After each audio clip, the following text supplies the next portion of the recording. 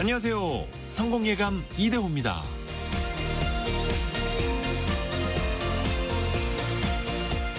직원이나 후배 혹은 자녀에게 무언가를 가르쳐주고 이런 말을 하게 됩니다. 무슨 말인지 알지? 제대로 알아들었어? 그럼 상대방은 그저 네 라고 답하죠. 아니요 라고 대답하기 어려워하고요. 별다른 의견도 말하질 않죠. 뭐라도 좀 자기 생각을 말했으면 좋겠는데 도통 입을 열질 않습니다. 그걸 확인하는 방식이 우월한 위치에 있는 사람, 자기 중심적이기에 그렇습니다. 이럴 때는 이해하는 사람 중심으로 말의 방향을 돌려보면 되는데요. 내가 제대로 설명한 거니? 내가 잘 이해할 수 있게 얘기했니? 라고 말이죠. 그러면 그 상대방이 부담 없이 자신의 생각을 말할 수 있게 됩니다. 너 제대로 알아들었지?와 내가 제대로 설명한 거니의 차이. 상대방의 입을 열게 하려면 마음부터 열게 해야 합니다. 성공예감 이대호입니다. 시작합니다.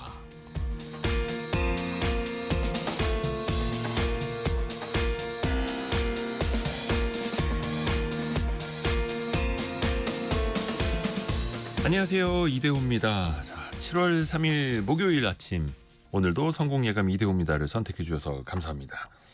오늘 근데 일단 양해 말씀부터 좀 구해야 될 것 같아요. 성공예감이 오늘 1시간만, 일부까지만 방송이 됩니다.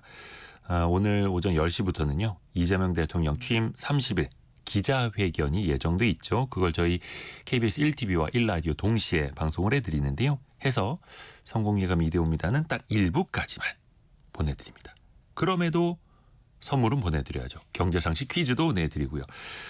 4069님이 안녕하세요. 어제부터 커피 쿠폰 늘었다는 소식 듣고 문자 보냈는데 실망입니다. 희망을 품으셨다고. 오늘은 실망 드리지 않고 선물을 드리겠습니다. 오늘의 경제상식 퀴즈 정답은 세 글자인데요. 세 글자. 점심 한 끼 가격이요. 계속해서 올라가고 있죠. 특히 10,000원을 훌쩍 넘는 지역도 많아지고 있는데요. 런치플레이션이라는 말도 등장하고 있습니다. 한 조사에 따르면요. 전국 직장인의 평균 점심값이 9,500원. 8년 전보다 58%나 상승했다고요. 가장 비싼 지역 서울 삼성동인데요. 점심 가격이 평균 15,000원에 달한다고 합니다. 여의도는 평균 13,000원이라고 하고요. 부담되죠. 그래서 점심을 사 먹는 대신 이걸 싸가지고 다니는 사람들이 늘고 있는데요. 밥과 반찬을 통에 담아서 가볍게 싸가지고 다니는 거죠. 예전에는 급식이 없었던 시절에 우리 부모님들이 이걸 준비하시느라 참 많이 고생하셨죠. 특히 한 고등학생쯤 되면 점심 저녁 이걸 2개씩 준비해 주셨고요. 그러다가 여기서 김치국물 흘러내리면 냄새도 나고 기분도 안 좋았던 그 기억. 자, 정답 세 글자. 김정준님 짜장면 아니고요. 강훈필님 브런치는 아니고요. 자, 옛날 추억도 같이 보내주시면 좋을 것 같습니다. 어제부터 말씀드린 것처럼 평소보다 더 많은 분들께 커피 쿠폰을 보내드리고 있고요. 짧은 문자 50원, 긴 문자 100원이 드는 샵 9730이나 KBS 콩이 열려 있습니다. 또 KBS 콩과 유튜브를 통해서도 언제든지 다시 들으실 수 있고요. 성공예감 이대호입니다. 자주 검색하시면 성공이 가까워집니다.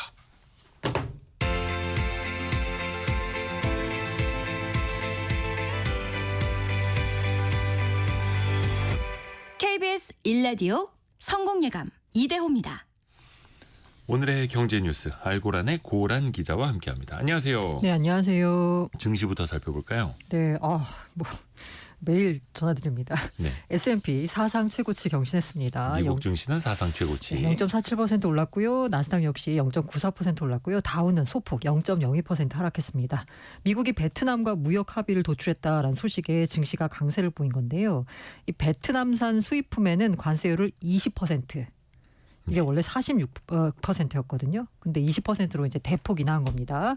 그리고 이게 사실 베트남 같은 경우에는 중국 제품이 약간 우회 수출하는 통로가 될 수 있다라고 해서 우려를 많이 했잖아요. 네. 그래서 중국산 부품들을 거쳐서 우회 수출되는 환정 물품 여기는 40% 고일 관세 부과하기로 했습니다. 근데 저는 이걸 보면서 아니 20%도 사실 꽤 높은 숫자거든요. 네. 근데 원래 46%였잖아요. 그러다가 20% 하니까 시장이 막 환호했는데 살짝 조금 네. 이해가 안 되는 시장 반응이긴 합니다. 원래 없던 거에서 20%가 매겨졌는데 네. 46% 걱정하다 20%라고 하니까 환호하는. 네. 네. 이게 또 걱정이 되는 게요. 이게 20%가 일종의 이제 앵커 효과라고 하잖아요. 앵커링 효과. 이제 베트남과 20%로 그러니까 앞서서 이제 영국과 뭐 합의가 있었지만 사실 영국 같은 경우에는 미국 입장에서는 무역 적자국이 아니거든요. 네. 사실 좀 의미가 없다라고 보고 있고 사실상 베트남이 첫 번째 무역 합상 합의가 결과가 나온 건데 네. 이 20%라고 딱 이게 숫자를 줬잖아요. 그러면 우리도 약간 여기에서 크게 낮아지거나 할 것 같지 않아서 걱정입니다. 또 트럼프 얘기로는 이 협상을 먼저 하는 쪽에 조금 더 우대해 맞아요. 주겠다라는 게 네. 있었고 그러면 일종의 우대 금리 같은 걸 받았다라는 건데 베트남은. 그럼 우리도 여기서 낮게 받을 수 있을까 생각하면은 20%라는 숫자가 우리한테도 적용될 거 생각하면 우리 수출 기업들 상당한데요, 이거는. 네, 좀 쉽지 않을 것 같다는 생각이 듭니다. 어쨌든 증시는 환호했습니다. 조금 더 우리의 관세 협상이 어떻게 진행되는지를 조금 더 살펴보겠고요. 밤사이에 테슬라의 그 2분기 차량 인도 대수가 발표됐는데요. 그게 생각보다 좀 좋지는 않았거든요. 근데 주가는 반등했더라고요. 이것도 약간 이해 안 가는 건데요. 2분기 차량 인도 대수가 38만 4천 대, 작년 2분기보다 13% 넘게 줄었어요. 이게 아무래도 중국산 전기차 공세가 있었고요. 그리고 일론 머스크 약간 정치적 행보가 있으면서 유럽에서는 조금 브랜드 이미지가 떨어지면서 그렇죠. 테슬라 차 사지 말자라는 불매 운동도 있었고요. 이게 줄었잖아요. 14% 가까이. 인도량이. 인도량이. 그런데 시장에서는 생각보다 나쁘지 않은데? 라고 반응을 하면서 뉴욕 증시에서 5%가량 반등했습니다. 아까 말씀드린 대로 더 최악을 생각했는데 생각보다 괜찮네? 라고 하는 반응과 그리고 머스크가 이제 테슬라 경영에 본격적으로 복귀하면서 네. 앞으로 회사 운영에 신경 쓰겠다라고 생각을 했었고요. 그리고 이 아까 말씀드린 대로 1분기보다는 괜찮다. 요거에 대해서 투자자들이 안도감을 느낀 게 아닌가 하는데요. 다만 앞으로 남았죠. 이 트럼프 행정부가 전기차 보조금 폐지하겠다라고 했잖아요. 네. 거의 이제 법안 통과가 눈앞인데 이렇게 되면 테슬라에 구체적인 이제 타격이 오니까 앞으로 어떻게 될지는 또 지켜봐야 될 것 같습니다. 로보택시의 어떤 시범 운행 시작한 그 호재. 그런데 또 2분기 인도량 대수는 나빴지만 기대보다 나쁘지는 않았다라는 게 또 호재가 되는 거고. 사실 근데 그 전에 주가가 좀 많이 떨어져 있었던 게 어떻게 보면 안전판이 된 것 같기도 하고요. 우리 증시 볼까요? 코스피가 3,100을 다시 넘었네요. 코스피, 코스닥 모두 상승 출발하고 있습니다. 코스피 같은 경우에는 0.8%, 코스닥은 0.6% 넘게 오르고 있습니다. 네. 시작이 좋고요. 이게 사실 제가 생각하기에는 미국 증시 좋았던 영향이 있고요. 그리고 우리 5천만 개미의 수건이라는 표현도 쓰는데 삼법 개정안. 상법 개정안 네네. 여야가 합의를 했죠. 네, 그래서 아마 오늘 처리될 것 같습니다. 이 3% 룰을 포함해서 이제 상법 개정안 보완해서 오늘 본회의 열립니다. 여기서 처리하기로 합의가 됐고요. 사실 앞서서 본회의 통과된 적이 있었죠. 근데 그때는 이제 거부권이 행사가 되면서 예전에 그랬죠. 다시 돌아왔었는데 이번에 거부권 행사할 리는 없겠고요. 그리고 이제 3% 룰이 약간 핵심 쟁점이었다라고 볼 수 있는데 이 재계에서는 경영권 침해 소지가 있다라는 이유로 반발했었거든요. 막판까지 진통이 있었지만 통과가 됐습니다. 3% 룰은 감사위원입니다. 이걸 선임할 때 최대 주주 특수관계인의 의결권을 3%로 제한하자라는 내용입니다. 만약에 이거 제한을 안 하면요. 사실 이거 지분 싸움에서 감사위원 선임이 안 돼요. 될 수가 없습니다. 그러니까 감사위원이라는 건 이사회 내에서 이사들을 감시해 줄 사람인데 맞아요. 그 사람마저도 대주주 입맛대로 뽑아버리면 안 되니 그래서 그걸 좀 제한하자 맞아요. 이런 취지죠. 의결권을 제한하자라는 거였고요. 반발했지만 어쨌든 합의를 이뤄냈습니다. 상법 개정안을 이제 핵심을 보자면요. 너무 약간 당연한 얘기인데 이사의 충실 의무 대상이 기존에는 회사였습니다. 네. 그런데 주주로까지 확대하는 것이 핵심이다라고 볼 수 있고요. 전자주주총회 의무화됐고요. 독립이사제 도입 등 소액주주 권리 보호 위한 경영진 감시 장치, 새로운 제도들도 상당 부분 포함이 됐습니다. 시장의 반응은 어떨까요? 약간 좀 환영하는 목소리도 있고 조금은 실망한 목소리도 있더라고요. 일단 환영하고 있고요. 저는 환영의 목소리가 시장에 지금 주가로 반영되는 게 아닐까라는 생각이 듭니다. 어쨌든 이게 자본시장 회복, 신뢰 회복을 위한 최소한의 조치다라는 네. 평가인 것 같아요. 그리고 저는 이게 맞는지 모르겠는데 어쨌든 공약이 코스피 5천 시대였잖아요. 네. 이게 어떻게 보면 코스피 5천 시대에 대한 기대감을 높이는 첫 번째 조치다라고 볼 수 있을 것 같아요. 그러면 이제 다 끝이냐는 아니고요. 쟁점이 좀 남았습니다. 여야가 이제 집중 투표제 도입, 감사위원 확대 관련 내용은 향후 공청회를 통한 의견 수렴 과정을 거쳐서 협의하기로 했습니다. 그리고 재개 반발이 큰 배임죄 남용 같은 경우에는 기업 경영권 침해 가능성도 높아서요. 논의가 필요한 지점이다라는 얘기가 있고요. 또 소액주주 사이에서는 야 이거 너무 최소한 아니냐. 자사주 소각 의무화, 의무 공개 매수 제도 도입, 주주총회 의장의 회사 대표가 아닌 제3자 선임 등 주주 권리 확대를 위한 후속 법 개정 절차가 이루어져야 된다라는 주장도 나오고 있습니다. 이게 사실 대주주와 소액주주 사이의 대결 구도처럼 펼쳐지는 게 사실 이게 아직까지 좀 우리가 아쉬운 점이죠. 이해관계가 네. 일치되면 되는데. 맞아요. 회사가 잘 되자고 하는 내용이기 때문에 네. 이를 통해서 회사가 잘 되면 결국 주가도 오르고 이렇게 되면 국민 모두가 부자 되는 길이니까요. 일단 지금 현재까지는 집중투표제, 그러니까 3명의 이사를 뽑을 때 내가 한 명한테 몰아주는 거. 그 3표를 한 명에게 몰아서 소액주주들이 원하는 이사를 선임시킬 수 있는 그런 제도는 이번엔 포함이 되지 않았는데 네. 여기에 대해서도 시장은 또 계속해서 관심을 가질 것 같고요. 그래서 재계에서는 경영권 침해 소지가 있다. 뭐 이렇게 반발했다라고 하는데 그 경영권이라는 개념 자체가 사실은 주주들이 위임한 것이기 때문에 이게 참 우리나라에서만 참 이상하게 쓰이는 표현이다라는 지적도 높죠. 네. 반면 이제 재계 입장에서는 배임죄 같은 경우에 이 코에 걸면 코걸이, 귀에 걸면 귀걸이라는 얘기가 나오고 있거든요. 요거에 관련돼서 너무 광범위하게 적용하는 거 아니냐. 요 부분에 대한 손도 봐야 된다라는 뭐 요구도 나오고 있습니다. 그래서 나중에 집중투표제를 다시 집어 넣으면서 배임죄를 조금 없애주는 혹은 완화하는 방안으로 또 협상 카드로 또 쓸 수도 있는 거고요. 그리고 국회에서 추가 경정 예산 논의하고 있지 않습니까? 네. 근데 여기 금액이 좀 늘어나는 내용이 있어요. 어쨌든 경기부양 소비진작 뭐 소비 쿠폰 우리가 가장 관심 갖는 그거 포함해가지고 당초 편성한 게 30조 5천억이거든요. 네. 그런데 국회 상임위 예비 심사 과정에서 원안보다 9조 5천억 정도가 늘었습니다. 요거 만약에 그대로 반영되면 추격이 40조 원에 달할 수도 있는데요. 근데 앞서서도 보면 예결위 심사 과정에서 거의 뭐 삭감이 됩니다. 그래서 지난번 1차 추경 같은 경우에도 이게 원래는 더 많이 늘었었는데 한 1조 정도만 증액됐는데 그쳤고요. 네. 그래서 이게 지금 아까 제가 상임위 예비 심사 과정에서 원안보다 늘었다라고 하는데 예비 심사 과정에서 늘었다는 얘기는 여야가 합의했다는 거거든요. 그런데 합의가 안 된 부분이 있습니다. 바로 정무위원회인데요. 여기 예산 심사에서 좀 진통을 겪었는데 핵심이 뭐냐? 자산관리공사 캠코가 추진하는 장기 연체 채권 소각 프로그램 이른바 이제 배드뱅크 이 예산을 두고서 여야 간 공방이 오갔습니다. 그래서 이거 합의가 이루어지지 않았는데요. 일단 더불어민주당을 보자면 민생위기 극복을 위해 시급하다라는 주장이고요. 국민의힘은 항상 요거 나오면 문제가 되는 게 있죠. 도덕적 해이. 재정 건전성 이런 문제를 지적하면서 반대를 했습니다. 근데 어쨌든 간에 예산결산특별위원회는 오늘 증액 감액 심사에 착수가 했고요. 민주당 입장에서는 오늘 본회의에서 추경안 통과시킬 계획입니다. 그리고 6월 임시국회 종료일이 4일이거든요. 금요일. 네. 여기까지는 처리를 마무리한다라는 방침이고요. 국민의힘은 본회의 일정을 예결위 심사 일단 본 다음에 본회의 일정 정하겠다라는 입장인데요. 어쨌든 여당이 거대 여당이기 때문에 뭐 통과는 되지 않을까라는 생각입니다. 네.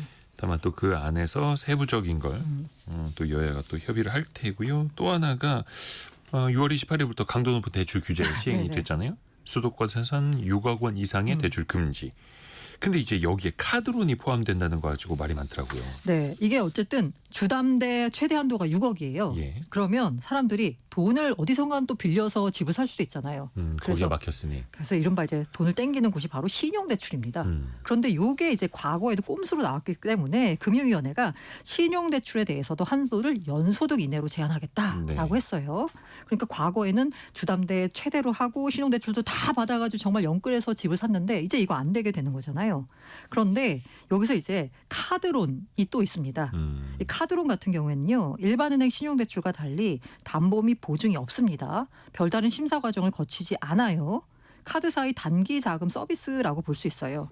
이게 감독기관이 대출 분류를 할 때 기타 대출로 분류가 됩니다. 네. 그러면 아까 말씀드린 대로 신용대출에 대해서 한도를 연소득으로 제한한다라고 했잖아요. 그런데 이 이제 신용대출 아까 기타 대출로 분류가 되지만 네. 이번에 요 신용대출에 대해서 한도 연소득 제한할 때 여기다 카드론도 한도 적용 대상에 포함하겠다라는 게 금융위의 입장입니다. 이게 봤더니요. 카드사가 카드론 써보신 분들은 아실지 모르겠는데 최대 한도가 한 5천만 원 정도가 돼요. 근데 과거에 부동산 가격이 급등할 때 이 자본 조달을 최대한 하려고 은행 대출 다 받고 신용대출 받고 카드론 5천만 원까지 땡겨가지고 집을 사는 일이 있었거든요. 예. 그래서 요거까지 이제 막겠다라는 거고요. 실제로 카드론 같은 경우에는 3단계 스트레스 DSR에 그 포함이 됩니다. 그러다 보니까 7월부터 시행이 되네. 최대한 땡겨야지라고 해가지고 카드론 규모가 실제로 늘었어요. 7월 이전에. 몰린다는 거죠. 네, 사람들이. 맞습니다. 그래서 카드론까지 신용대출에 포함하기로 했는데 요게 약간의 좀 문제가 있는 거죠. 그러니까 영끌이라든지 이 주택 구매 자금으로 신용대출을 또 카드론까지 이용하는 부작용을 막아보겠다라는 건데 그 정책의 부작용이 또 있을 수밖에 없잖아요. 이게 뭐냐면 카드론 혹시 쓰신 분들은 아마 느끼시겠지만 급전이죠, 급전. 맞아요. 이게 아까 말씀드린 대로 담보비 보증 없고 별다른 심사 없거든요. 그만큼 금리도 높은데 네. 그 근데 높은 금리 거의 한 15% 맞아요. 이상 될 거예요. 그럼에도 불구하고 이건 쓴다는 얘기는 정말로 급해서 쓴다라는 거거든요. 그렇죠. 그래서 만약에 이 차주가 은행에서 연소득 수준 이상으로 신용대출 받았어요. 근데 갑자기 뭐 누가 아프거나 긴급한 일이 생길 수 있잖아요. 그러면 카드론을 이용을 했었는데 네. 지금 카드론 이용이 안 된다라는 거잖아요. 그래서 일부 취약 차주의 경우 카드론 대환을 위한 수단으로 사용하는 만큼 연체율 증가가 우려된다라는 업계의 우려가 있습니다. 그런데 이제 금융위 입장에서는 어쨌든 이런 이제 꼼수를 차단하기 위해서 카드론과 또 이제 신용대출에 포함하는 거고요. 여기서 또 이제 얘기가 나오는 게 바로 약관대출입니다. 약관대출. 이 약관대출 같은 경우에도 서민들이 이용하는 불황형 대출의 대표적이에요. 예를 들어서 자기 보험금을 담보로 맞아요. 대출받는 것들. 근데 요것도 가계대출 총량 규제 대상에 포함시키기로 했거든요. 네. 가계대출 총량 규제 대상에 포함이 되면 보험사 입장에서는 약관대출을 줄일 수밖에 없습니다.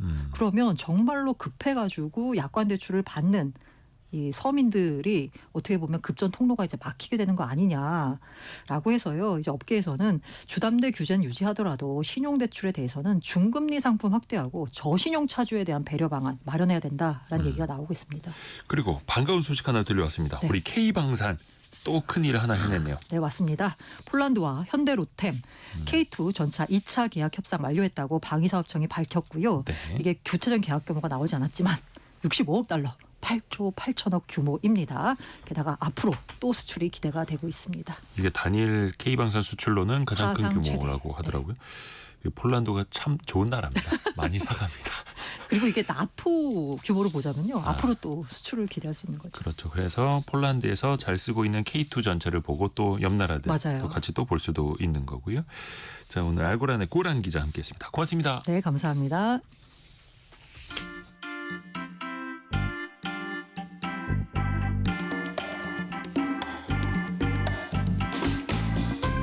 지금 여러분께서는 KBS 일라디오 성공예감 2대호입니다를 듣고 계십니다.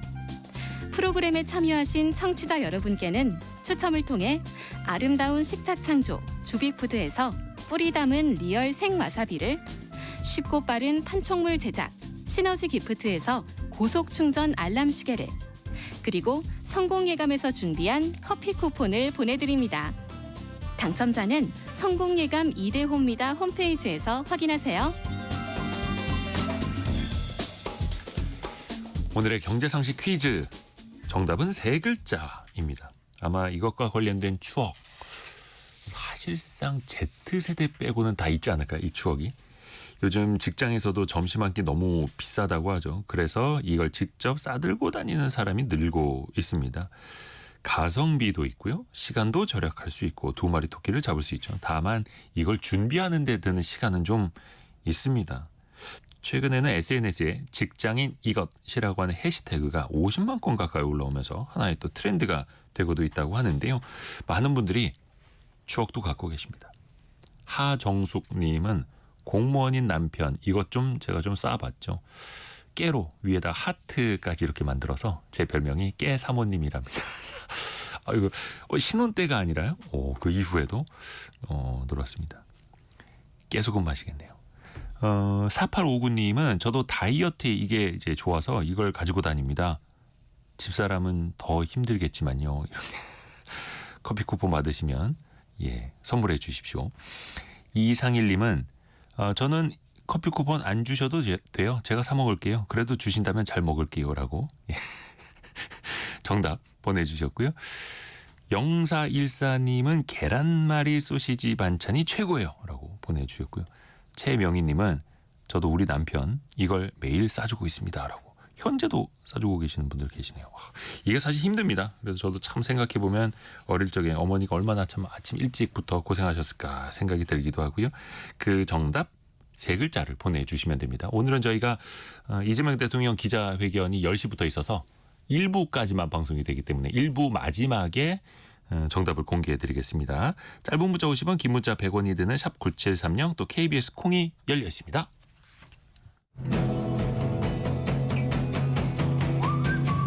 오늘의 움직임에 주목하고 세상의 흐름을 놓치지 않습니다. 여러분의 내일을 응원하며 성공의 열쇠를 함께 찾아갑니다. 성공예감 이대호입니다. 내 집 마련 수단 중에 하나 청약이 있죠. 그 분양을 받는다는 것 정말 기분 좋고 설레는 일이기도 한데요. 대출 규제가 변수이긴 합니다만 이번 달에 전국에서 약 4만 4천 가구 정도가 분양을 준비하고 있다고 하네요. 그 청약 제도라는 것도 참 많은 변화를 겪어왔습니다. 복잡하기도 했고요. 라떼 경제사 시간에 거슬러 올라가 보시죠. 경제 전문 뉴미디어 어피티의 김정인 이사와 함께합니다. 안녕하세요. 안녕하세요. 청약 통장 갖고 계세요? 갖고 있다가 해약했습니다. 일이 있어서. 띠리리. 다시 그 만들어야 이야기도 되는데. 뒷부분에 있습니다. 요즘에 또 해약하시는 분들 많은데 이 청약 제도라는 거 언제부터 시작이 된 거예요? 이제 청약제도는 1977년 시작을 했는데 네. 집값이 고공행진을 하면서 이 청약이 참 지금은 이제 큰 수익을 보는 로또처럼 됐죠. 네. 이게 근데 이 1977년 2월 발표해가지고 4월에 도입을 했는데 네. 이때 당시에는 주택 부금이라고 했어요. 이제 부금의 뜻은 일정 기간마다 내는 돈이다 이렇게 해서 주택 부금이라고 했는데 이 6번 이상 50만 원 이상 내면 분양권 추첨 대상이 됐습니다. 왜냐하면 이제 이 부금이라고 했던 게 이걸 모아서 주택공사나 서울시 또 아니면 민간 주택 건설업자가 국민주택이라는 이름의 지금 뭐 공공임대라든지 이렇게 좀 많이 얘기를 하죠. 네. 이런 주택을 지었기 때문인데요. 이 제도 신설 당시에 신문에서 내 집 마련 지름길 국민주택 청약 부금제라는 헤드라인으로 이제 해서 특별히 되기도 했었고요. 이 주택공사에서 짓는 국민주택을 분양받기 위한 유일한 방법이기도 했습니다. 그러니까 부금이라고 한 게 조금씩 모두가 모은다라는 뜻도 되고 네. 그거 가지고 공공주택을 만들었으니까요. 네. 그러면 처음으로 청약을 받은 아파트는 어디였을까요? 언제 어디였습니까? 그 첫 청약 분양권 대상 아파트가요. 이제 1977년 정진건설이 지은 연탄 아파트인데 그 서울 이름이 영등포구 연탄 아파트예요? 연탄 아파트는 이름은 아니고 이제 연탄이 들어가는 이제 아파트인데 네. 보일러 없던 시절에. 네, 위치가 어디였냐면 이제 서울 영등포구 독산동 55번지 시흥으로 가는 그 신문에 나온 거 보면 시흥으로 가는 길에서 서울대학으로 가는 길이 갈라지는 곳에 7개 동 250가구를 짓는다고 했습니다. 한번 그렇게 신문 찾아보시죠. 기사가 나온 거예요. 네. 77년에. 네, 그래서 이 신청서를요 한일은행 서소문지점이나 주택은행 독산동 출장소에 내야 했다고 합니다. 그때 이제 주택은행이 있을 때죠. 당시에는 당연히 그 주택은행 지점 찾아가서 신청서 서류를 써서 냈을 네. 거고요. 그러면 이런 청약 제도가 없었을 때는 새 아파트를 어떤 식으로 공급했을까요? 그 일반 판매는 당연히 이제 일반 판매를 하는 거고 신축 아파트 분양 방법이 조금 다르기는 했습니다. 네. 그래서 건설사에 직접 접수를 하거나 또는 이제 현장 접수를 했어야 됐는데 건설 회사에서 신문에 분양 공고를 주로 냈습니다. 그래서 그리고 이제 현장에서 직접 선착순 접수를 받았고요. 인기 아파트 같은 경우에 밤샘 줄서기라든지 선착순이라? 네, 사무소 앞에 텐트 대기가 좀 벌어지기도 했고요. 당시에는 근데 이 분양에 별도의 자격 제한이 없었습니다. 지금은 뭐 유주택자, 무주택자, 뭐 다주택자 이런 식으로 나누기도 하고 소득 기준도 있고 그러잖아요. 근데 예. 이때는 그런 게 없어서 집이 정말 여러 채가 있거나 아니면은 그 지역에 살지 않는 사람도 모두 분양 신청이 가능했었고요. 다만 이제 두 가지 종류로 나뉘었던 게 일반 분양하고 기관 분양이 또 있었어요. 예. 근데 이 기관 분양이 좀 독특했어요. 공무원이나 군인이나 교직원 등 이제 특정 집단 직업 집단에 이제 배정된 분량이었는데 이분들은 정말 저렴하게 공급을 좀 받았습니다. 왜냐하면 그때는 아파트 도입 시초잖아요. 네. 어쨌든 이제 마당이 있는 내 집에 살다가 이제 그 좀 이제 아파트라는 집단 거주 체제로 들어가는 게 좀 거부감이 좀 있었던 시절이거든요. 70년대, 80년대는 아파트는 막 닭장 같다. 네, 저기를 네. 어떻게 사람이 들어가서 사냐 막 그랬다더라고요. 그렇죠. 사람은 이제 땅에 발을 디뎌야 된다. 공중에 떠서 살면 뭔가 병이 생긴다. 이런 땅에 얘기도 발을 나오고. 딛고 살아야 된다. 예. 네, 그래서 이제 그 아파트라는 주택 형태에 대한 브랜딩을 위해서 좀 그래도 우리 사회에서 조금 사회적 지위가 있는 분들이 거기 들어가서 살면 이게 포지셔닝이 잘 되지 않을까 했는데 이게 참 기가 막히게 들어맞았습니다. 그래서 어쨌든 뭐 분양 우선권 장사나 이제 투기 같은 게 좀 굉장히 좀 상향을 하게 됐고요. 이걸 막는 제도적 장치가 없었기 때문에 브로커가 미리 이제 줄을 선착순이니까 이제 서가지고 분양권을 받은 다음에 되파는 일도 되게 많았고 웃돈을 얹어서 전매하는 일도 굉장히 많았고요. 이런 식이 되니까 무주택자가 너무 이제 좀 보호받지 못하잖아요. 그래서 이제 청약제도를 도입을 하게 됐는데 근데 이제 발표 당시에는 이런 의도와 다르게 부금에 가입만 하면 유주택자도 된다라고 했다가 바로 다음에 이제 78년에 유주택자는 주택부금 그러니까 청약제도 가입 못하게 된다. 이런 식으로 이제 조금씩 바꿨죠. 바뀌기도 했었고. 네. 그런데 이 청약제도가 시작되기 전, 그러니까 77년 이전까지만 해도 진짜 줄 서서 분양을 받으려고 했던 네. 분양이라는 표현도 당시에는 좀 안 맞긴 했겠습니다만 그러면은 이 청약제도가 도입된 1977년 초창기의 경쟁률은 어땠을까요?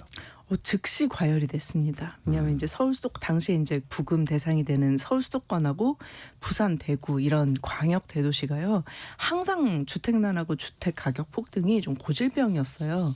그 정말 일제강점기 때부터 지금까지 이어지고 있는 이 고질병인데. 집값 폭등이라는 표현이 70년대 후반에도. 그렇죠. 그래서 바로 이제 그 해와 바로 다음에 이제 재형저축 청약예금, 부금 다 합쳐가지고 총 6만 9천 명이 이제 가입을 했는데 네. 이 중에 96%가 서울 사람이었다고 합니다. 그래서 1978년 바로 다음 해죠. 이제 1978년 1분기 은행 전체 예금 증가분의 63%가 바로 이 주택 청약 예금에 가입한 분들 이제 예금이었고요.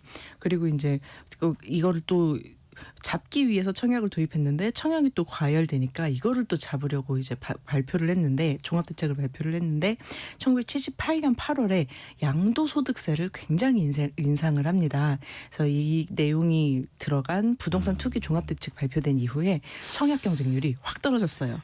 그래서 여러 번 떨어진 사람들이 화가 나가지고 청약 안 해 이러고 이제 해약을 해버리는 사태가 좀 발생을 하기도 했는데 그게 78년 얘기예요? 네, 바로 다음에. 요즘 얘기랑 비슷하기도 하네요. 네, 그래서 주택 청약 예금 실시 첫날에요. 78년에 500만 원짜리 부금에 이제 가입을 하신 38살 이제 김모 씨 이제 그 신문에 등장했던 분인데 한양 3차 아파트, 4차 아파트, 현대 아파트, 신동 아파트, 삼익 아파트에 각각 이제 신청을 이제 한 1, 2년간 신청을 하셨는데 계속 떨어지셨다고 해요. 그래서 이 신문의 인터뷰에서 굉장히 화가 나셔가지고 정부 예금 유치 정책에 이게 집 없는 서민이 희망 고문을 당하면서 피해를 보고 있다 이런 인터뷰도 좀 실리기도 하고요. 왜냐하면 이제 정부 입장에서는 이게 모아가지고 또 집을 짓잖아요. 그래서 저축을 엄청 장려하던 시절이었으니까 이게 또 서민이 느끼기에는 사람들의 돈을 은행에 묶어놓기 위한 어떤 이제 목적이 굉장히 컸는데 이제 그걸 알고 나서 청약이 한 6번 떨어지면은 배신감 화가 나죠. 느끼고. 네. 하기사 70년대 후반에 500만 원짜리 청약 부금이면 이거 네. 엄청 많이 넣어놓은 거잖아요. 그렇죠. 근데 이게 그 당시만 하더라도 정말로 집이 모자랐다 하더라고요. 네, 인구도 정말 되게 모자랐어요. 빠르게 느는데 네. 집이 정말로 모자랐다. 그래서 새빵 구하기도 힘들었다라고 저희 어머니한테 들었던 기억도 있고. 그러면 당시에는 전산 추첨은 아니었을 것 같고 네. 당첨자 어떻게 뽑았을까요? 완전 맨 처음에는 은행이나 건설사에서 공개 추첨을 했어요.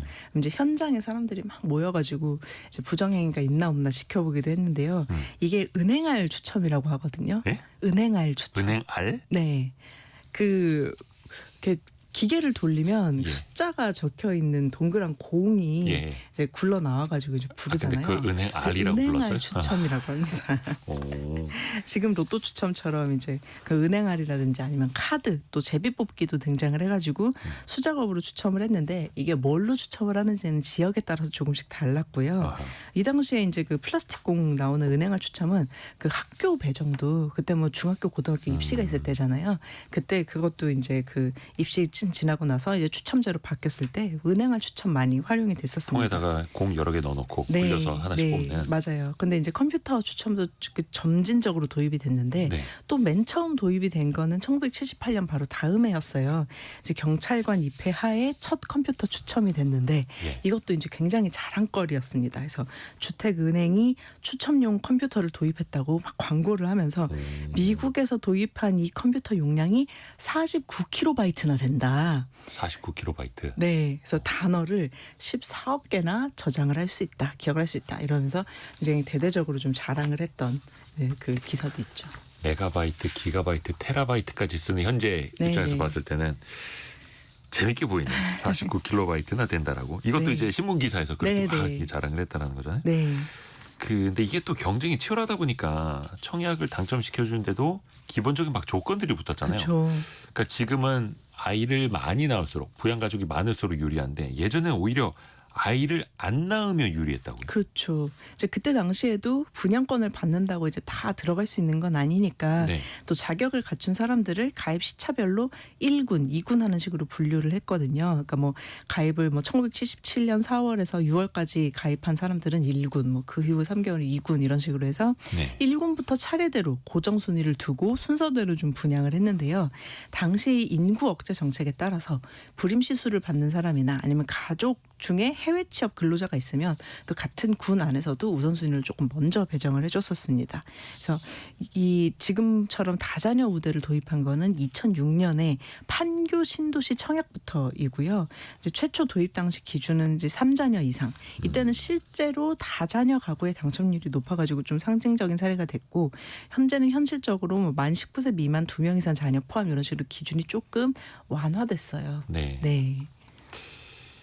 이게 참 시대상을 반영하기도 합니다. 산하 제한 정책 막 네. 이런 게 또 이 안에 투영이 되어 있는 거고요.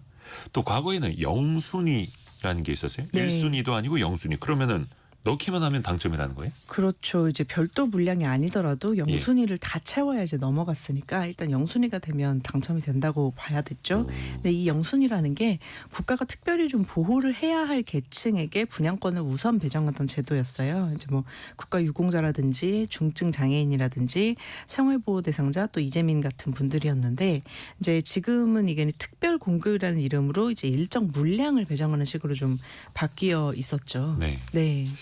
근데 그게 없어진 거잖아요? 그렇죠. 사실 영순위부터 돌아가는 게 어떻게 보면 맞는 일이기는 해요. 네. 근데 문제는 그게 그대로 정말 받아야 될 분들한테 돌아간 게 아니라 이 자격을 불법 거래하는 행위가 되게 많았어가지고요. 실수요, 실입주하는 게 네, 아니라. 그렇죠. 그래서 영순위 자격 보유자의 명의를 빌려가지고 분양을 신청을 하고 네. 또 당첨이 되면 그 분양권을 제3자가 소에게 돈을 주고 다시 이제 사게 된 거죠. 그때는 뭐 실거주 여부 확인 시스템이 어렵기도 하고 이제 분양을 한다고 해서 이제 공짜로 받는 건 또 아니잖아요. 그렇죠. 돈 그러니까 들어가죠. 이제 원래 어려운 분들한테 영순위를 배정을 했는데 이분들은 그 분양 그거를 살 수 없을 만큼 또 어려워서 제3자가 와가지고 돈을 줄 테니까 이걸 팔아라라고 하면은 좀 팔 수밖에 없는 인센티브가 이제 있기도 했었습니다. 그러니까 뭐 80년대 네. 초반에 집값이 뭐 그쵸. 예를 들어서 1,000만 원, 2,000만 원이 하더라도 네. 영순위로 분양을 받았는데 이분들은 그럴 돈이 없고 네. 그래서 그냥 웃돈 붙여서 좀 팔 수밖에 그렇죠. 없었던. 그 또 부정부패도 굉장히 심할 때여가지고요. 공무원하고 결탁해서 명단을 조작하는 사례도 되게 많았습니다. 저도 아주 어렸을 때 기억나는 게 이제 공무원한테 급행료를 주면 이게 급행료. 민원이 조금 빨리 처리된다. 이거 부모님이 말씀하시는 거 들은 적이 80년대. 있거든요. 80년대까지 90년대 초반. 90년대 초반까지 사실은 좀 있었어요. 네. 옛날 얘기입니다. 네. 우리나라가 이제 개발도상국 시절이던 옛날 얘기. 또 그 지금은 청약 통장 만점이 한 84점 네, 네. 정도라고 하는데 이게 복잡해요. 무주택 네. 기간, 부양 가족 수, 통장 가입 기간도 또 중요하고요. 이런 거 이제 합산해서 점수를 내게 되는데 어떻게 하다 이렇게까지 왔을까요? 이게 뭐 바뀐 거를 보면 2000년대 초에 부동산 시장이 또 다시 급등을 하면서 투기과열지구란 말 처음 등장을 하고 그리고 2006년에는 수도권의 전매 제한 기간이 10년 이상까지 좀 확대가 됐잖아요. 굉장히 강화되는 방향으로 가고 있는데 이게 청약 시장이 좀 불타올라서 그렇습니다. 이제 이전까지는 정말 단순 추첨제였거든요. 특히 이제 민간 건설사의 청약은 정말 이제 그 로또였는데, 네, 이제 운에 좌우되면서 무주택자나 아니면 더 어려운 사람들하고 기득권이라고 할 수 있는 이제 유주택자, 다주택자가 공평한 기회를 얻는 게 진짜 공평한 것이냐 이런 이제 사회적인 문제 제기가 있었어요. 그러면서 2007년에는 민영주택 분양에도 좀 가점제가 도입이 됐고요. 이러면서 이제 그러면 무주택자 위주로 해서 무주택자한테 뭐 주자, 부양가족이 좀 인구가 줄어들고 있으니까 부양가족이 많은 분한테 주자 이러면서 이제 조금씩 이제 점수에 따라 순위를 부여하게 된 거죠. 지금은 이제 너무 어차피 지금 사람들이 결혼을 안 하고 아이를 안 낳는데 너무 가족 위주로 돌아가게 되면 미혼 청년이 좀 불리하지 않냐 이러면서 또 문제 제기가 있어서 지금은 청년에만 배정되는 조건이나 물량도 조금씩 생겨나고 있습니다. 그러다 보니까 뭐 이런 특례 저런 특례도 있고 가점 제도도 막 이렇게 저렇게 많이 바뀌어왔고 네. 왜 그 부정청약 했던 사람들 나중에 당첨이 됐어도 자격 박탈되는 경우도 있는데 네. 그 실수로 잘못하신 분들도 꽤 많다 하더라고요. 맞아요. 그렇다고 뭐 서류 기준이 조금 안 맞거나 이게 자격이 생기는 기간이 미묘하게 어긋나거나 해가지고 또 소득 기준 같은 것도 보면 저도 항상 물어봐요. 전화해서 이 건강보험료 기준이냐 소득증명원 기준이냐 뭐 이런 식으로 세전이냐 세후냐. 그러다 보니까 네. 이게 또 억울하게 떨어지는 일도 생기는 거고요. 맞아요. 이제 그런 거를 이제 부적격 당첨이라고 조건 헷갈려서 잘못 넣었다가 이제 자격이 안 돼서 취소당하는 경우라고 하죠. 지금도 뭐 특별공급, 일반공급 규정 다르고 네. 또 민영주택, 공공주택, 수도권, 비수도권 다 규정이 달라가지고 좀 어렵습니다. 정부도 통일된 청약 플랫폼 운영을 좀 강화하려고 하고 있는데 단일화는 좀 한계가 있어요. 또 이제 하나로 합쳐버리면 배제되는 사람들이 또 생기잖아요. 그래서 어려운 문제입니다. 이게 참 모두가 다 당첨될 수도 없고 네. 모두가 다 행복할 수도 없는 제도이기는 한데 또 경쟁이 심하다 보니 공급의 한계가 있다 보니 또 필요한 청약 제도이기도 하고 네. 그 사이 예전에 신문 보면 무슨 강남 복부인 떴다방 네. 이런 데 활개친다 이런 애들은 참 많았었거든요. 네. 그 1970년대, 80년대 한창 이제 좀 그 단어가 많이 사용이 됐었죠. 강남 복부인. 근데 이분들이 어떤 분이냐면 또 그 사채 시장 운영하시던 분들, 이제 쩐주, 물주들. 그 여성분들이 많았어요. 이 쩐주들은. 그래서 그분들하고 또 고위공직자하고 기업 임원의 배우자분들이 또 많았습니다. 이분들은 이제 내부 정보를 좀 이용할 수 있었잖아요. 정부와 건설사의 내부 정보를 이용해 가지고 어디에 건설을 한다, 뭐 어디에 청약을 한다, 먼저 이제 좀 가 계시고 좀 이제 결탁하고 그런 부분이 많았죠. 떴다방은 1990년대하고 2000년대에 좀 활성화라고 해야 되나요? 그게 네. 많이 이제 등장을 했었고요. 이 떴다방이 뭐냐 하면요. 아파트 모델하우스 근처에 갑자기 생겼다가 사라지는 불법 중개 거래소 같은 네. 거예요. 청약 직전 직후 기간에만 운영이 됩니다. 여기서 분양권을 웃돈을 얹어서 사고 팔게 되는데요.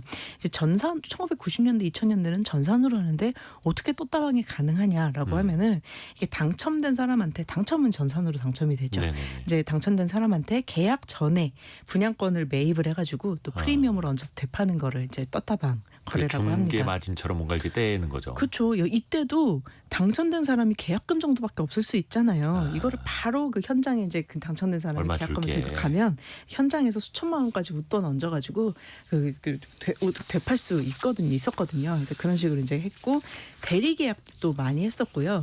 건설사가 또 은근히 이거를 좀 용인을 했던 시절이기도 합니다. 그래야지 또 막 붐이 일어나니까. 네, 위임장하고 네. 인감증명 받아가지고 분양 계획을 대행을 하는데 이 대행을 건설사가 원칙적으로 허용을 했었어요. 그래서 생겨난 겁니다. 근데 이제 2000년대 중반 이후에 실명 확인이 굉장히 강화되고 건설사도 이제 뭐 윤리적으로 위임장을 좀 허용하지 않고 전산 인프라도 훨씬 강화되면서 많이 사라졌습니다. 이 청약 제도 하나만 놓고 봐도 우리네 그 주택에 대한 갈망, 네. 열망이 보이기도 하고요. 그 복잡했던 제도의 변천사도 오늘 같이 한번 살펴봤습니다. OPT의 김정인 이사였습니다. 고맙습니다. 네, 감사합니다. 라디오 정보센터 다녀옵니다.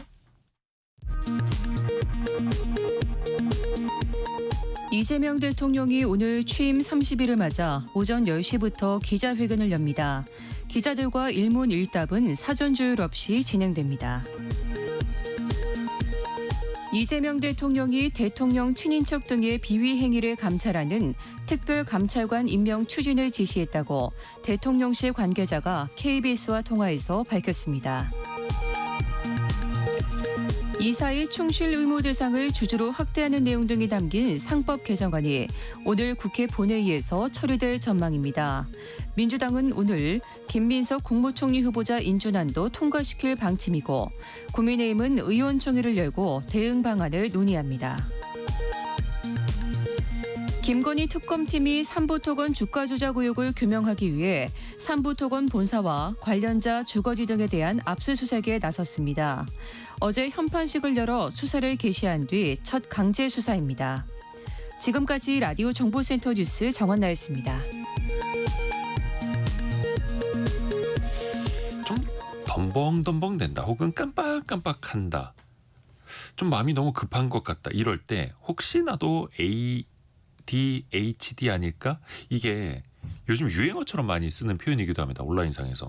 너 뭐 ADHD 아니야? 뭐 이런 식으로 비하하듯이 쓰이기도 하는데요. 이게 주의력 결핍, 과잉 행동 장애라고 하는데 이것 때문에 약을 처방받은 사람 수가 지난해 33만 7천 명. 2020년이랑 비교해서 2배 이상 늘었다고 합니다. 근데 이게 그냥 산만하다고 다 ADHD는 아니겠죠. 오늘 심리학 개론 시간에 같이 한번 배워보시죠. 연세대 이헌주 연구교수와 함께합니다. 안녕하세요. 네, 안녕하세요. 이게 일단은 온라인에서도 네. 청년들도 막 유행어처럼 막 쓰기도 하거든요. 네. ADHD. 이 네. 표현이 좀 어렵긴 합니다만 이게 정확하게 어떤 상태입니까? 사실 정말 ADHD는 신경 발달 장애에 속하고요. 이거는 뇌 귀전하고 좀 연관이 있어요. 그래서 오늘 저희가 얘기하는 측면은 실제 ADHD를 뜻하는 장애의 측면을 이야기하기보다는 심리사회적 맥락에서 들어주시면 또 감사하다 이렇게 말씀드리고 싶습니다. 우리는 일단 오늘은 심리사회적으로. 네. 그러면 일상에서 주로 어떤 모습으로 이게 나타날까요? 좀 산만하다. 네. 집중을 못한다. 네. 이런 경우에 뭐 ADHD 이야기를 하잖아요. 그게 맞나요? 사실 그런 행동이 있다고 이제 ADHD로 보진 않지만 예. ADHD와 같은 경우에는 그런 행동이 나타나기도 하죠. 예를 들자면 네. ADHD의 여러 핵심 증상이 있지만 이제 가장 중요한 세 가지를 꼽자면 예. 하나가 주의 집중이 좀 어려운 거거든요. 그러니까 집중이 잘 안 되고 또 두 번째는 과잉적인 행동이 좀 있어요. 그리고 세 번째가 충동성입니다. 그래서 예를 들면은 어떤 행동일까요? 뭐 예를 들자면 수업을 이렇게 듣고 있다가도 계속 딴 세계로 여행을 떠나는 경우가 있죠. 머릿속으로요. 네. 그리고 딴 생각. 네, 일하다가 계속 메시지를 확인하다가 갑자기 유튜브를 갔다가 유튜브를 하는데 쇼핑을 했다가 쇼핑을 하는데 다시 또 일로 돌아가는 그러니까 팝콘처럼 계속 여러 생각들이 들어오기도 합니다. 머릿속에서 팝콘이 터지듯이 네. 그냥 팝업창 뜨는 대로 네. 계속 쭉 따라가는 거예요. 네. 알림이 뜨는 대로. 네, 네. 옆에서 그래서 요즘에 왜 배너 광고도 반짝이게 하잖아요. 아, 그럼 바로 그냥 따라가는 거예요. 네.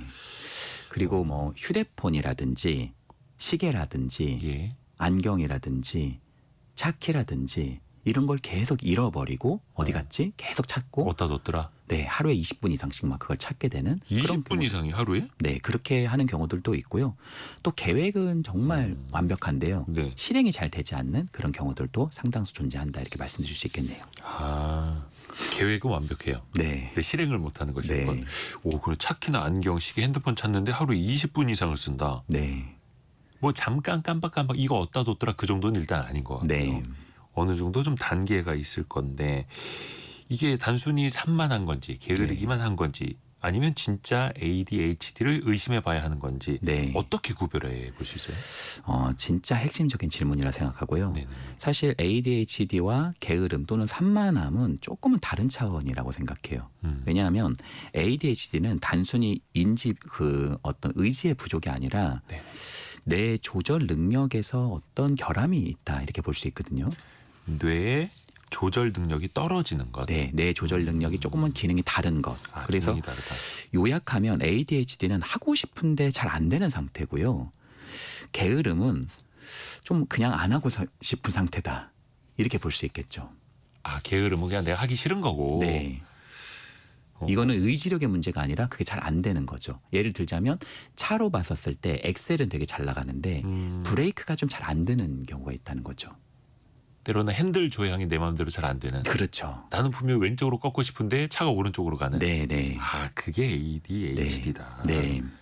이게 내 마음속에서 그걸 이제 생각을 하고 있느냐, 그게 일단은 가장 또 큰 차이인 것 같네요. 그래서 ADHD는 사실은 실제 ADHD인지를 보려면은 가까운 정신건강의학과나 또 병원에서 심리 검사도 해보시고 또 정신과 선생님하고도 이렇게 심도 깊은 그런 진단을 받아보시는 게 더 정확하다 이렇게 말씀드리고 싶습니다. 그렇죠. 그래야지 의학적인 처방도 도움을 받을 수 있는 거니까요. 네, 네. 우리가 보통 주변에서 자녀 키우시는 분들 좀 집중력이 너무 떨어진다. 네. 그래서 ADHD를 좀 의심하시는 경우가 있는데 네. 이게 정말 아이 때부터 생겨나는 겁니까? 아니면 이게 성년이 돼서도 생기는 경우도 있어요? 이게 원래는 이제 신경 발달 장애이기 때문에 예. 당연히 아이 때부터 형성되는 것이 사실 자연스러운 거고요. 그럼에도 불구하고 요즘 이제 성인 ADHD다 이런 얘기들이 있잖아요. 예. 저는 두 가지의 특징이 있다고 생각하는데 첫 번째는 과거에는 좀 진단이 덜 되었기 때문에 발굴하지 못했던 ADHD가 나왔다라고도 볼 수 있는 것 같고요. 잘 몰랐기 때문에. 네. 두 번째는 좀 어릴 때는 부모님이 이렇게 좀 챙겨주고 조금 그런 학교에서도 어떤 구조화도 있고 이러다 보니까 주의력 문제나 충동 문제가 좀 보완이 되는 거죠. 아, 그랬다가 어른이 되면은 스스로 계획하고 책임져야 되고 실행해야 되는 부분이 생기잖아요. 아하. 그러다 보니까 ADHD의 어떤 약점인 조직력이 좀 부족한다든지 좀 충동성이라든지 이런 것이 두드러지게 나타날 수도 있다.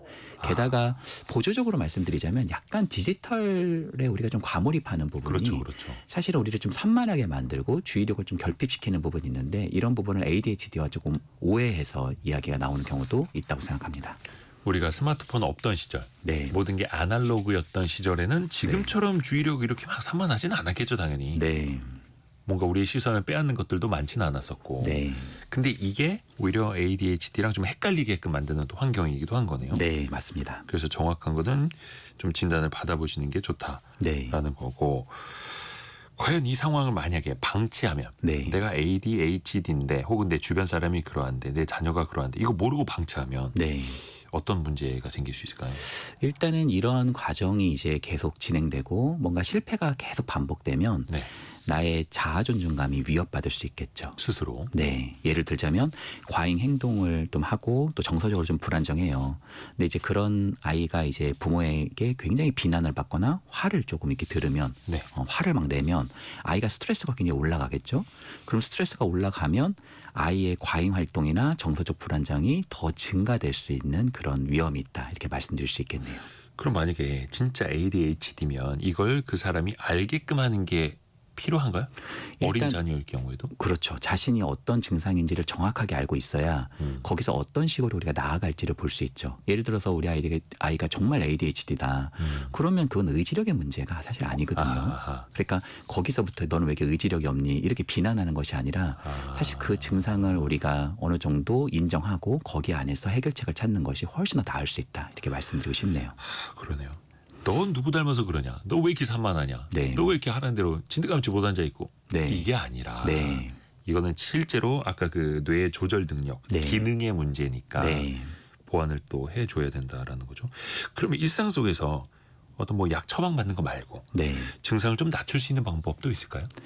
사실요. 제 주위에 있는 분들 중에 네. ADHD로 실제로 진단을 받았는데 아주 탁월하게 성과를 내고 계시는 분들을 저는 주변에 여러 명 알고 있습니다. 성인이요? 네, 성인 중에서요. 그래서 ADHD에 대해서 또 이 반대의 극부로는 ADHD 분들이 실제로 굉장히 창의적이고 유연성이 있고 높은 에너지를 가지고 있다라는 그런 연구 결과들도 있습니다. 그래서 좀 저는 역으로 해보는 게 어떨까 해요. 아이가 이제 과잉 활동이나 어떤 정서적 불안정이 나타날 때 부모님께서 막 화를 내기보다는 네. 비난보다는 좀 이해가 필요할 수 있고요. 또 즉시 의지력을 이렇게 작동하지 않아도 습관으로 몸으로 체득할 수 있도록 습관이 어떤 리추얼이라든지 규칙들이 몸으로 좀 체득될 수 있도록 조금은 인내심을 가지고 그것을 구축해 주는 것이 좀 필요할 수 있고요. 또 정서적 지지가 있을 수 있죠. 이런 부분은 아이의 스트레스를 좀 감소시키고 이러한 부분들이 과잉 활동이라든지 정서적 불안정이 좀 줄고 조금은 대안적인 방식들이 나타날 수 있다. 이렇게 말씀드리고 싶네요. 정서적으로 좀 지지해 줄 필요가 있다라는 거예요. 네. 그러니까 기능 자체가 떨어지는 거니까 그것부터 이해를 해주고 네. 주변에 어떤 뭐 도움받을 수 있는 앱이라든지 기계 네. 장치라든지 이런 것도 좀 있을까요? 일단은 실제로 내가 이제 그런 뭐 ADHD가 꼭 아니라 하더라도 내가 좀 산만한 경우가 좀 크고 주의집중이 잘 안 된다. 네. 그러면 시간을 조금은 이렇게 짧게 할 수 있는 앱들을 보시면 좀 도움이 돼요. 예를 들어서 1시간 내가 집중하기 어려우니 네, 1시간 집중하기 어려우면 30분으로, 30분이 어려우면 15분으로 이런 앱들이 많이 있습니다. 그래서 시간 관리 앱. 네, 그래서 시간을 좀 잘게 쪼개가지고 그런 어떤 그런 일들을 해보는 게 좋고요. 일 하나를 이렇게 뭉텅이로 하시기보다는 네. 그 일을 두고 그 일을 3등분, 5등분 해보는 거예요. 그래서 그 등분해서 하나씩을 조금 해결해 나가는 이런 방식들도 도움이 된다 이렇게 말씀드리고 싶네요. 만약에 주변에 이런 사람이 좀 있다면 네. 어떻게 좀 도와줄 수 있을까요? 사실 약물 치료가 매우 효과적이라고 좀 말씀드리고 싶습니다. 먼저 약물 치료가 좀 있어야 된다고 생각되고요. 정말 ADHD라면. 그리고 좀 심리 치료 안에서는 인지 행동 치료라는 게 있습니다. 네. 네, 인지 행동 치료적 개입은 실제 ADHD의 증상을 좀 완화하는데 매우 도움이 될 수 있는 그런 개입 방법이다. 이렇게 말씀드리고 싶습니다. 이게 혼자서는 안 된다라는 거고 실제로 뇌의 기능, 능력이 다른 거기 때문에 그래서 주변에서도 좀 같이 인지해 줄 필요도 있어 보입니다. 아까 그 네. 정서적인 지지라는 네. 말도 확 와닿고요. 네. 오늘 연세대 이현주 연구교수와 함께했습니다. 고맙습니다. 감사합니다. 감사합니다. 오늘 경제상식 퀴즈의 정답은 도시락이었습니다. 도시락. 점심 물가 많이 오르다 보니까 점심 도시락 싸갖고 다니는 분들 많다라는 이야기도 전해드렸고요. 8976님 점심 도시락이라 말하고 점심 전에 다 먹어치웁니다. 6624님은 어릴 적에 친구 도시락엔 항상 계란 프라이가 있어서 많이 부러워했지요. 저도 참 햄 맨날 싸갖고 오는 친구들 정말 부러웠었는데 0458님은 예전에 도시락 정말 학교 매일 갖고 다녔는데 요즘에 세상 참 좋아졌어요 라고. 급식의 시대가 되면서 우리 부모님들도 한결 좀 편해지셨죠. 저희가 추첨을 통해서 선물 계속 보내드리겠습니다. 그리고 오늘 성공예감 이대호입니다는 1부 딱 여기까지만 아쉽게도 방송이 됩니다. 잠시 후 10시부터는요. 이재명 대통령 기자회견이죠. 대통령의 30일 언론이 묻고 국민에게 답한다를 KBS 1TV와 1라디오 동시에 보내드립니다. 청취자 여러분의 이해를 또 부탁드리겠습니다. 저희는 내일 아침 9시 5분에 또 좋은 소식 많이 들고 오겠습니다. 성공예감은 오늘도 여러분을 응원합니다.